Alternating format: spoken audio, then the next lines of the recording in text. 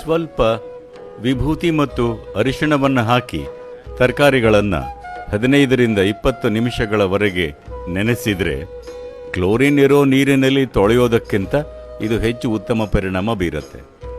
Chlorine ಇರೋ ನೀರಲ್ಲಿ ತೊಳೆಯೋದು ಯಾಕಂದರೆ ತರಕಾರಿಗಳಲ್ಲಿ ಬ್ಯಾಕ್ಟೀರಿಯಾ ಇರಬಹುದು ಅಂತ.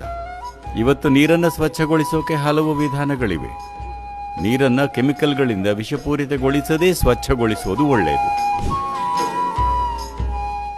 ವಿಭೂತಿ ಇಲ್ಲ ಅಂದರೆ ಸ್ವಲ್ಪ ಉಪ್ಪು ಮತ್ತು ಅರಿಶಿಣವನ್ನು ಬಳಸಬಹುದು, ಅಥವಾ ಸ್ವಲ್ಪ ಕಹಿಬೇವನ್ನು ಹಾಕಬಹುದು. ಒಂದು ಬಕೆಟ್ ನೀರಿನಲ್ಲಿ ಒಂದಿಷ್ಟು ಬೇವಿನ ಎಲೆಗಳನ್ನು ಹಾಕಿಟ್ಟು ಪ್ರತಿದಿನ ತರಕಾರಿಗಳನ್ನು ಅದರಲ್ಲಿ ಅದ್ದಿ ತೆಗೆಯಬಹುದು. ಆ ನೀರನ್ನು ಮುಚ್ಚಿಡಿ. ಲೋಹದ ಪಾತ್ರೆ ಆದರೆ ಒಳ್ಳೆಯದು, ಗಾಜಿನದ್ದಾದರೂ ಸರಿ, ಪ್ಲಾಸ್ಟಿಕ್ ಅನ್ನು ಬಳಸಬೇಡಿ.